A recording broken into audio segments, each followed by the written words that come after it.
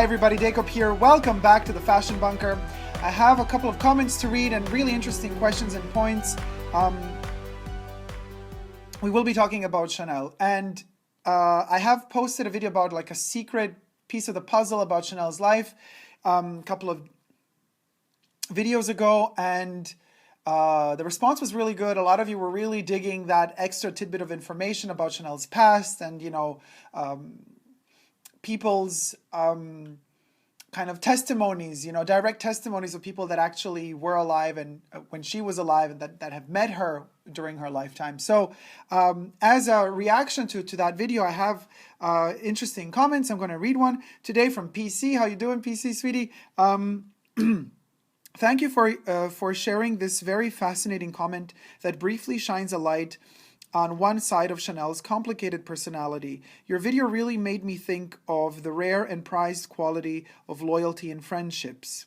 Chanel evidently had a soft spot for COCO, and we can see a little clue as to why by his comment. His words give us the sense that he had a rare insight and knowledge of his friend mingled with affection. What do you think is the reason why Chanel was so that she was so loyal to some but somewhat dismissive to others, or of others? What inspired her protection of some but her exploitation of others? What were the secret ingredients that she required in some to be her true friend, as COCO seemed to be, according to your video? We know that there exists alleged information about her life that's hard to reconcile for many. But admittedly, I find her generosity towards COCO and Balerus lovable and inspiring. And to think she did much of this anonymously, which indicates a pure motive. Fascinating rumination. P.S. Notice that you have been wearing a lot of black these days. I am. Is that part of your journey? We appreciate all you are trying to do, but be careful as you deep sea dive to come up for air sometimes. Take good care. Thanks for making our day more interesting. Thank you so much, PC. Yes, I'm diving deeper. What can I tell you? I mean, it's, you know, there's always a splash of color. Skin is not, you know, black. It's like pale piggy pink. Then the brooch isn't black. My eyes are green. The background is gray. So, you know, let's put things in perspective. Yeah, I'm wearing like black cloth, but it's all about the framework, you know, and I'm going through a phase. There will be other phases too. I just, you know, I'm loving this phase right now. I'm feeling it. I'm really feeling it, you know, and then whatever. I mean, in order to kind of go deeper, I need to live it fully. And that also means wearing darker colors in a way, because it focuses me, makes me meditate more, you know. Yamamoto always says, like, you're wearing black because you want to be left alone. In a way, it's like you are in your own space, your own zone. There's like more silence. You can kind of collect yourself, you know. I'm not afraid of black color. Well, black is not a color. It doesn't really exist, right, they say. And white is not really a color. It doesn't exist really. But this dark, whatever it is, I think this one has a red base. Black either has a red base or blue base when you dye it. Anyway, it's a long process. Whatever. I digress. Back to Chanel. So, since I have posted the video and since you have written your comment on the video, I have received also a further comment by Enguerrand de Marigny. Hi, Enguerrand. How you doing, sweetie? And he kind of adds another layer to the explanation, and this is really fascinating, so I'm going to read that as well before I get into my own observations and my own thoughts about why Chanel was in a certain way to some and in a certain other way to others, allegedly. This is what Enguerrand says. Sorry guys, I'm losing my voice. I'm going to need to drink some water soon. Hello, Super Dacob. Hi, sweetie. God, I am speechless about your video and about my message of Fracas and Bandit. Jean Lebrun and Bernard Costa's Our Chanel book I made to you the translation of the Boris Kokno comments. I'm dearly pleased by your interest about those news about Gabrielle Chanel. The book Notre Chanel is published in France by the famous biography book publisher Fayard, very famous. In my preview message, I try to translate you directly from French to English language. About the submarine, Kokno wanted to explain the secrecy of Chanel's circle of relationships. She knew a lot of people who didn't know each other at all, from every scale level of the French and European societies: royalty, politicians, financiers, socialites, and artists. And she paid a huge amount of care to compartmentalize them. I mean, it's the basics of getting power, in my opinion. The circle, he quotes it like that, the circle sentence means the same. She was a go-between for her business among different circles, which helped her to be the strong woman and artist she wanted to become. A last thing about Chanel alliance, fidelities or faithfulness.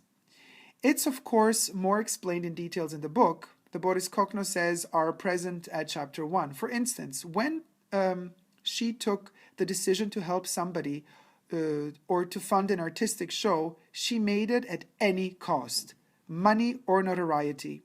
For me, Kokno was right. She was as complex as she intricated as the circles or the submarine pictures. A last thing, Enguerrand is a French Middle Ages first name, you did pronounce well, at 1 minute and 44. Greetings, Super Dacob. The cultivated never lose that. Oh, you can lose everything, but not the culture in your head and heart. It's yours forever. Enguerrand, thank you so much, sweetie. So, guys, this is really fascinating because now we know a bit now we have another piece of the puzzle. So, what we have is a strategic way of thinking here. We have a woman that is confronted by so many different types of powerful people, you know. She's dealing with the rich aristocrats or ex-noble people, you know, from Russia. She's dealing with aristocrats from Europe, from rich powerful business people from America. She's dealing with artists that almost have no money but are very, very influential and popular in the whole fashion scene and in the art scene. She's dealing with her workers at work, you know, that have to be kept at bay, you know, because strategically also, unfortunately, that's how capitalism works. You don't want everybody around you to get rich, otherwise you can't stay rich. It's as sad as that.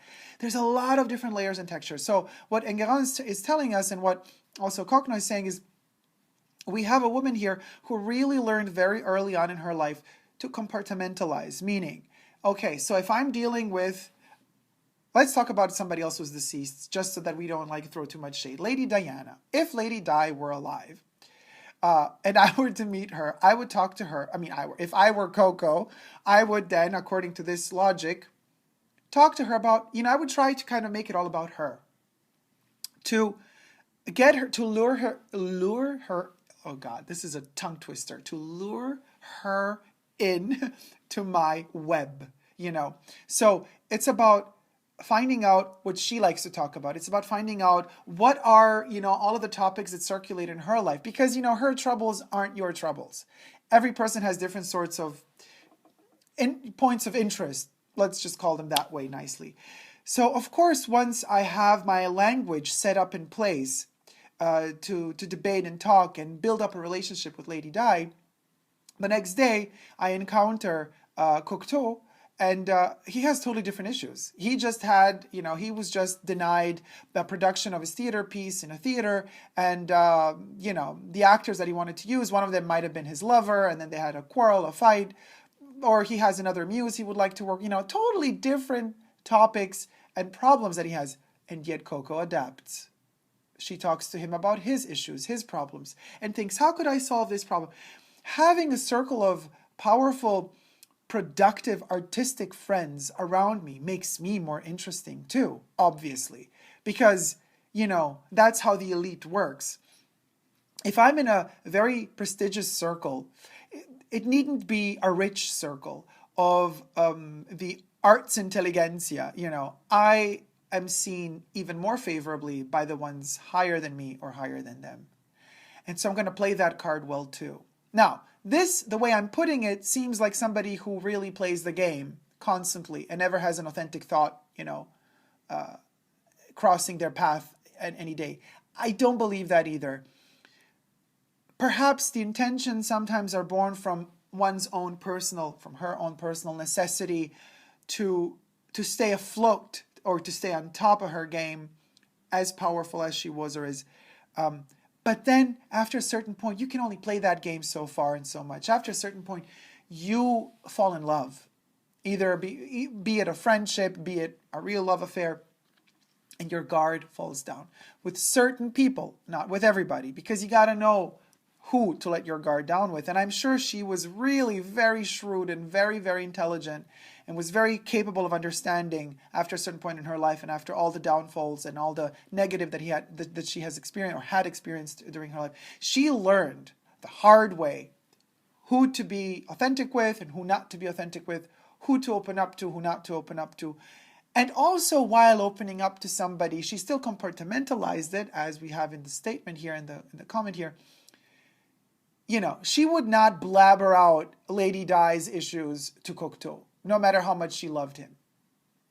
Gossip stays at home. Gossip is only there, if needed, to influence her own presence and her own importance in the eye of the spectator who was witnessing this show, this theater piece, this mise en scène called Mademoiselle Gabrielle Bonheur Coco Chanel. Give her all the names you want.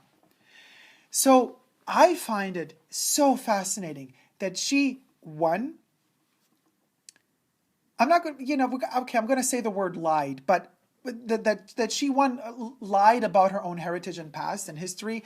But, I don't see it too much as a lie because she even lied to herself. Like, there was a certain level and amount of delusional wishful thinking there. So, it's like a mantra, you repeat it over and over and over and over again, and all of a sudden your father that abandoned you, that was a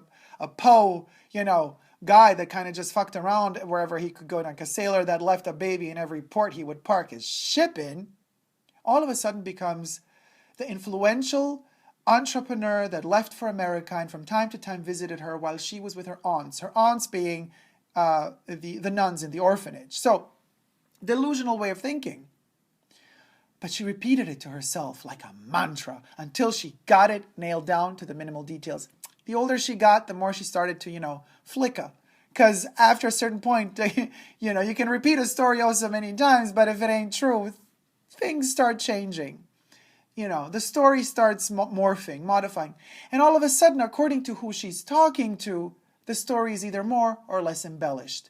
So indeed, she was very shrewd to not let you know what she knows about A and B, but she lost herself a little bit there about her own self. She would let, and that's the thing. She was a safe, and she might have been the submarine with compartmentalized doors that are shut off, sealed tight. But when it came to her, she was desperately trying to keep the myth alive, the legend alive, and morphing and modifying the story accordingly so many times that people, caught up quick with her or to her or with the stories she was saying. So after a certain point, it wasn't that easy anymore for her to kind of keep changing and switching around. Is my thing still on? Oh, look, I didn't attach it right. It's like turning like the story of COCO. There you go. By the way, this is one of the reasons why I love this brooch. I don't think I mentioned that in the review. This is one of those rare Maltese brooches by Chanel that I actually have never seen one before made this way. It's like two of them attached together. This is like, you see how fascinating the subconscious mind is. I'm having an epiphany here, guys. I did not plan this out while I was preparing my outfit for this video, but now I understand why. Now, while I'm talking, I'm starting to understand why I wore the brooch, why it was so important for me to wear the brooch now. It literally represents the story we're talking about today. You see, this brooch is a Maltese cross, stylized Maltese cross in the Chanel style. And yet it's two different crosses in one. You see where I'm hinting at here? It's one piece, it's Chanel. And yet there's two stories. They're two totally different stories, but they verge, at the end of the day, they come together in one. This brooch literally symbolizes what Coco Chanel is as a human being. You know, her whole story, her whole hiding the facts, sometimes telling the facts as they are. She was said to have been very insecure when it came to her handwriting and to her way of writing in French. It is said that she was ashamed of it because she was always certain that to all the academics out there, you know, it would transpire immediately once they would see her handwriting and once they would read her way of writing that she comes from poor roots. And we know how the French, also the Brits, can be anally retentive and snobby as fuck. Sorry for the word, but literally, I've experienced it firsthand. Nobody can throw shade at you like the French and some Brits. Nobody. There is no drag queen out there, as much as you want to try, girls. None of you can throw shade like the French and some Brits. None of you. Because the amount of self-entitlement that some of those motherfuckers have, oof, you don't want to know. And she felt it firsthand, over and over and over again. She was very embarrassed. She did not want people to see her handwriting. She did not like to write. The few notes of handwriting that we have of her are simple, are kept minimal as possible, so she wouldn't have to give too much away of herself. Isn't that fascinating? The extent one person would go to just obsessively hide and manipulate the past that they come from, just to be able to like say, because it's a complex, it's an inferiority complex, totally. Because, you know, she wants to be able to say to people, okay, you know, I also come from a rich background, so accept me, please accept me. And as much as she wanted them to accept her, at the same time, she was furious with them and angry with them. And she wanted to fuck with them, you know, in a royal way by upping the prices for certain clients, you know, making certain costume jewelry and pieces and prêt-à-porter. Well, not prêt-à-porter. Back in the day, there was no prêt-à-porter. But her exclusive collection, her clothes, making them more expensive to some than the price actually was for others. Oh, she was furious. She had her ways of getting back, and she would always get back at you, you know. So we have this Coco that can love endlessly, and we have this Coco that has an endless amount of self-doubt and inferiority complexes. And then we also have this Coco who acknowledges throughout the years and time that she's a powerful woman. So she is doing something right. And we have all of these levels falling together, like in this brooch, you know. We have these like split personalities attached into one, so it's still Chanel. And that's what I say, you know, the key to accepting and understanding her today, well, we will never really, because she's gone, so she's not here to be able to tell us what she thinks about what we're talking about and saying. But, you know, we have this, to accept her and to kind of understand her, we have to see the full picture and we have to embrace all of her facets. You can't deny her one facet and just accept the two that you like. That's not how it works. You gotta accept, you gotta see this brooch as a full. You gotta see this Chanel as a one brooch that looks asymmetric, that is super complex, that looks kind of, you know, morphing one into other. But that's the beauty of her. That's why I love her so much, and that's why she will forever be a mystery to me, will be a secret to me, and I will keep on digging and digging and digging till my dying day, and I'll never reach the core. But boy, is it fun to travel towards that core. So guys, thank you so much for watching this video. I hope you like this yet another piece of the puzzle in Chanel's long legacy, mythology, legend, mystery, and secret. If you haven't already but do wish to, please subscribe to my channel here on YouTube. I'm also on Instagram, Facebook, and Twitter. No matter how many infinite facets of a human being that we're attracted to, we discover over and over and over again, we learn to embrace them the way they are. Because we never give up on love. Love you guys. See you soon. Take care. Bye.